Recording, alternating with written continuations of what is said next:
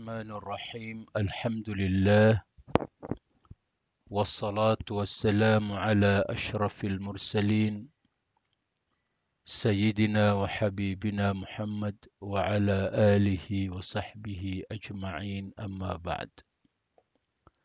Mga kapatid sa Islam, mga sisters, dugtungan natin ang ating pagbasa sa kitab na ito na tinatawag na Al-Aqidah At-Tahawiyah. Huwag natin makalimutan na ang isa sa pinaka-obligado sa atin na alamin at saliksikin ay ang tinatawag na akida, ang paniniwala. Ano yung dapat na pinapaniwalaan natin o kaya paniniwalaan natin. Dahil ito ang pinaka-ugat ng Islam, pinaka-foundation ng Islam.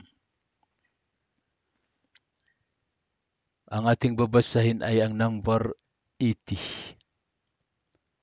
وَنَرْجُو لِلْمُحْسِنِينَ مِنَ الْمُؤْمِنِينَ أَنْ يَعْفُوَ عَنْهُمْ وَيُدْخِلَهُمُ الْجَنَّةَ بِرَحْمَتِهِ وَلَا نَأْمَنُ عَلَيْهِمْ وَلَا نَشْهَدُ لَهُمْ بِالْجَنَّةِ وَنَسْتَغْفِرُ لِمُسِيئِهِمْ وَنَخَافُ عَلَيْهِمْ وَلَا نُقَنِّطُهُمْ.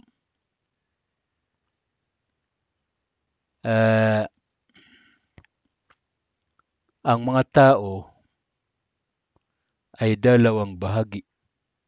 Ang mga Muslim ay dalawang bahagi. Unang bahagi sa mga Muslim ay tinatawag na mga muhsinun. Mga mababait na Muslim. Malakas ang kanilang mga samba sa Allah. Iniwasan nila ang mga ipinagbabawal at isinasagawa ang mga ipinag-utos ni Allah. Mga magagandang ugali. Ang tawag sa mga tao na ito ay mga muhsinun. Papaano ang ating pakikipag-ugnayan sa mga tao na ito? Ang dapat sa atin para sa mga tao na ito ay ipanalangin natin sila. Napatawarin sila ni Allah. Dahil lahat ng tao naman ay nagkakamali at may kakulangan. Lahat ng tao ay mayroong kakulangan. Dahil dito, ipinapanalangin natin ang mga tao na ito na patawarin sila ni Allah sa kanilang mga kamalian at mga kakulangan. At ipanalangin natin pa rin sila na ipasok sila ni Allah sa paraiso sa pamagitan ng kaniyang awa. At ang mga tao na ito, sa kanilang pagkamatay o kahit sa mundong ito, ay hindi natin pwedeng saksihan at siguraduhin na sila ay mga taga-paraiso. Sila ay makakapasok sa paraiso. Sa mundong ito, bago sila mamatay, bawian ng buhay, kahit ano ang lakas ng kaniyang samba o pagpapakabait, ay hindi natin pwedeng saksihan at siguraduhin na ang tao na ito ay taga-paraiso. Dahil hindi mo alam ang katapusan ng tao, saan matatapos. Dahil dito, huwag tayong magmadali. Ganon din sa kanilang pagkamatay, na hindi natin pwedeng siguraduhin at saksihan na ang tao na ito na namatay ay sa paraiso, makakapasok sa paraiso. Dahil hindi natin alam ang mga gawain na nakalihim at huwag natin pangunahan si Allah subhanahu wa ta'ala. Kagaya ng isang tao sa panahon ng propeta na sumali sa jihad, tapos namatay sa jihad. Sinabi ng propeta sa kaniyang masab, ang tao na ito ay taga-impyerno. Nagulat ang kaniyang mga sahaba, "Ya Rasulullah, bakit taga-impyerno? Namatay naman ito sa jihad, nakikipaglaban naman ito sa mga kuffar." Sabi ng propeta, taga-impyerno, makakapasok sa impyerno kasi mayroon siyang itinatago, ninanakaw na mga kayamanan na nakuha, na panalunan ng mga Muslim dito sa digmaan na ito. Mayroon siyang itinatago. Nagtataksil. Ibig sabihin, mayroon siyang gawain na nakalihim, na hindi alam ng iba. Dahil dito, bawal sa atin na saksihan ang isang tao na namatay kahit ano ang lakas ng kaniyang samba, na siya ay taga-paraiso, para hindi natin mapangunahan si Allah, at ang nililihim ng bawat isa ay hindi natin alam. Dahil dito, ang maari lamang natin na siguraduhin at saksihan na taga-paraiso ay ang mga nabi at mga rasul at ang mga tao na sinaksihan ng propeta na sila ay mga taga-paraiso. Kagaya ni Abu Bakr radhiyallahu anhu, kagaya ni Umar, kagaya ni Ali, kagaya ni Uthman, kagaya ni Bilal, na sinabi mismo ng propeta na ang mga tao na ito ay taga-paraiso. Pero bukod sa mga tao na ito na hindi sinaksihan ng propeta, ay huwag natin saksihan na ang tao na ito ay taga-paraiso. Ngunit, ang dapat sa atin, ipanalangin natin sila na pasensyahan sila ni Allah, patawarin sila ni Allah, at ipasok niya sila sa paraiso. Yan. Pangalawang bahagi sa mga Muslim ay ang mga Muslim na gumagawa ng mga kasalanan. Minsan gumagawa ng mga kasalanan. Ang mga taong ito na gumagawa ng mga kasalanan ay ang dapat sa atin ay ganun din. Ipanalangin natin sila na patawarin sila ni Allah subhanahu wa ta'ala. At dapat na makaramdam tayo ng kaba para sa kanila, na ang mga tao na ito ay kapag hindi sila magbago, ay maari sa impyerno sila babagsak. Dahil dito, sa mga kaba na ito at takot na ito na maramdaman natin, ay makakagawa tayo ng paraan, makakapagsikap tayo upang madauahan sila, upang mahubog sila, upang mailabas sila mula sa kanilang mga kasalanan na ginagawa. At huwag natin sila takutin. Huwag natin ipasok sa kanilang mga puso ang kawalan ng pag-asa. Hindi ito dapat natin gawin sa mga tao na gumagawa ng kasalanan, na ang gawin natin ng paraan upang ay ang pagtanim ng kawalan ng pag-asa sa kanilang mga puso. Sasabihin natin sa kanila, halimbawa, kayo ay hindi kayo makakapasok sa paraiso. Hindi kayo sa impyerno kayo. Sigurado na sa impyerno kayo. Sigurado na natanggal kayo mula sa paraiso. Kasi kapag ganito ang ginagamit natin, ay ang itinatanim natin sa kanilang mga puso ay ang kawalan ng pag-asa. Dahil dito, lalo sila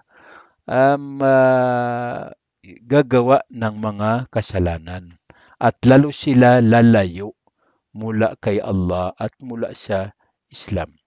Ito yung dapat na maging ugnayan natin sa dalawang grupo na yan. Number 81. والأمن والإياس ينقلان عن ملة الإسلام وسبيل الحق بينهما لأهل القبلة. Ang dalawang bagay na yan ay dapat na iwasan, obligado na iwasan ng isang Muslim. Dahil ang dalawang bagay na yan ay matatanggal niya ang tao mula sa Islam, mula sa kaniyang pagka-Muslim. Ano ang dalawang bagay na yan? Yung al-aman. Pangalawa, al-iyas. Ano yung tinatawag na aman? Na matatanggal niya ang tao mula sa Islam. Ang tinatawag na aman ay ang isang tao na sa kaniyang paniniwala ay kahit ano ang kaniyang ginagawa ay hindi mapaparusahan. Hindi mapaparusahan. Makakapasok pa rin siya paraiso kahit anong laking mga kasalanan na kaniyang ginagawa ay ligtas mula sa parusa ni Allah dito sa mundo at sa kabilang buhay. Sigurado na siya ay makakapasok sa paraiso. Ang ganitong paniniwala, katangian ay delikado dahil matatanggal niya ang tao mula sa Islam. Yan ang ibig sabihin ng al-aman. Ang al-iyas naman ay ang taong nawalaan ng pag-asa upang makaligtas sa parusa ni Allah mula sa impyerno. Dahil dito, dahil nawalaan ng pag-asa, kahit ano ang kaniyang gustong gawin, ginagawa niya. Hindi sumasamba, iniiwan ang mga samba, iniiwan ang lahat ng mga mabubuting gawa, mga dhikr, dahil sa kawalan ng pag-asa. Dahil sa nawalaan ng pag-asa upang makaligtas mula sa parusa ni Allah. Lahat ng mga kasalanan ay ginagawa kasi nawalaan ng pag-asa. Ang ganitong katangian ay delikado dahil matatanggal niya ang tao mula sa Islam. Dahil dito, ang tamang katangian, ang tamang kalagayan, ang tamang pamamaraan o kaya paniniwala ay ang mga paniniwala, ang katangian ng mga ahlul qibla, ang tunay na mga Muslim, ang mga Muslim. Ano? Ang mga Muslim ay ang kanilang paniniwala o pakikipag-ugnayan kay Allah o paraan ng kanilang pagsamba kay Allah, paraan ng kanilang pakikipag-ugnayan kay Allah ay sa tatlong bagay, tatlong paraan.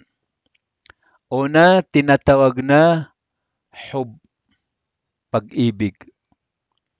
Pangalawa, tinatawag na raja, pangarap. Pangatlo, tinatawag na khawf, takot. Takot. Ito yung tunay na mu'min. Ito yung tamang paraan. Sinasamba ko si Allah dahil siya iniibig ko. Sinasamba ko si Allah dahil pinapangarap ko ang kaniyang mga biyaya, ang kaniyang paraiso. Sinasamba ko si Allah dahil siya ay natatakot ako sa kanya. Dahil ito sumusunod, ito yung tamang pagsunod kay Allah. Ito yung tamang pagpapakumbaba kay Allah. Bakit ka sumusunod kay Allah? Bakit ka nagpapakumbaba kay Allah? Bakit ka sumusuko kay Allah?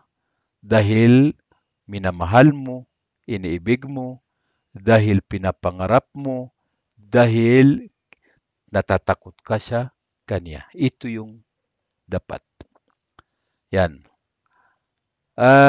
May mga tao na sinasamba nila si Allah dahil lamang sa pag-ibig. May mga tao naman na sinasamba nila si Allah dahil lamang sa pangarap. May mga tao naman na sinasamba nila si Allah dahil sa takot lamang. Dahil dito sinabi ng mga ulama, mga eskolar, na sino man ang kaniyang sinasamba si Allah dahil lamang sa pag-ibig ay taong zindik, taong sinungaling, zindik. At sino man ang kaniyang sinasamba si Allah dahil sa pangarap lamang ay ang tao na ito ay murji, kabilang sa mga murjiah. Yan, nabanggit natin yung murjiah na grupo na ito na ligaw, na ang kanilang paniniwala ay ang iman ay steady ang kaniyang level, hindi bumababa, hindi tumataas, at lahat ng ginagawang kasalanan ay walang epektong masama sa iman. Ang tawag dito mga murjiah. Dahil ito ang taong sinasamba si Allah sa pamamagitan ng pangarap lamang, dahil sa pangarap lamang ay taong murjiah, kabila sa mga murjiah. At sino man ang kaniyang sinasamba si Allah dahil lamang sa takot, takot lamang, ay siya ay haruri. Ano yung haruri? Kabilang sa mga khawarij. Kabilang sa mga khawarij. Dahil tatlo. May mga taong nagsasamba para lamang sinasamba si Allah para lamang sa pag-ibig. Ang mga tao na ito, sabi ng mga ulama, ibang mga ulama, mga zindiq. Pangalawang grupo naman, sinasamba si Allah dahil lamang sa pangarap. Ang mga taong ito ay mga murjiah. Pangatlong grupo, may mga tao na sinasamba si Allah lamang dahil sa takot lamang. Ang mga tao na ito ay mga haruri, mga khawarij. Sino ang tama, sino ang tamang sinasamba si Allah? Tama ang kaniyang pagsamba kay Allah. Ang taong sinasamba si Allah, nagsuko kay Allah, nagpasuko kay Allah, nagsuko kay Allah, sumunod kay Allah, nagpakumbaba kay Allah, sinasamba si Allah dahil sa tatlo. Iniibig niya si Allah, minamahal niya si Allah, pinapangarap niya si Allah, ang kaniyang mga biyaya dito sa mundo, sa kabilang buhay. Pangatlo, kinatatakutan si Allah, kinatatakutan ang kaniyang mga parusya, ang kaniyang galit dito sa mundo, lalo sa kabilang buhay. Mga kapatid, hanggang dito lamang. Dugtungan natin sa susunod insyaAllah. Assalamualaikum warahmatullahi wabarakatuh.